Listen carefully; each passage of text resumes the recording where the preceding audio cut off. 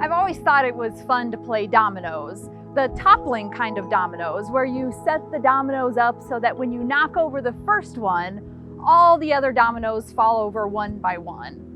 Holy Week is like a series of a domino of events that started to topple and ends with Jesus on the cross. Our scripture today is early on in the process. The tension is just beginning to build. So today our scripture comes from the Gospel of Luke, chapter 22, verses 1 through 6. Now the festival of unleavened bread, which is called the Passover, was near. The chief priests and the scribes were looking for a way to put Jesus to death, for they were afraid of the people. Then Satan entered into Judas, called Iscariot, who was one of the 12. He went away and conferred with the chief priests and officers of the temple police about how he might betray him to them. They were greatly pleased and agreed to give him money. So he consented and began to look for an opportunity to betray him to them when no crowd was present.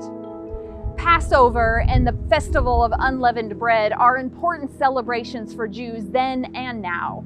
Passover is a meal that celebrates God. It's a day to commemorate the Israelites' exodus from Egypt, where God passed over their houses on the last of the 10 plagues. The Passover meal precedes the Festival of Unleavened Bread, which lasts for a week. The Festival of Unleavened Bread and the Passover are two different festivals, but by the time of the Gospel's writing, these two events were interwoven and the titles were used interchangeably. So this time of celebration was a significant time for Jesus, a Jew. And I don't think it's by accident that in the Gospel of Luke, the author included the information about the Passover right before saying that the plot to kill Jesus was starting to build. The chief priests and the teachers of the law were the ones who were looking for a way to get rid of Jesus.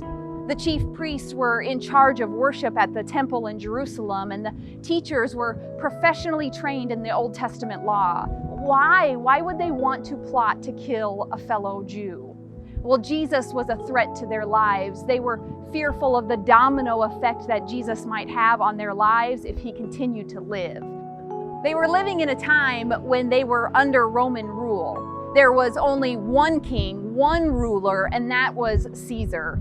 And it was against the law to have any other king. There was fear among these leaders that if Jesus' following got too big, then Jesus might be seen as a political king or ruler.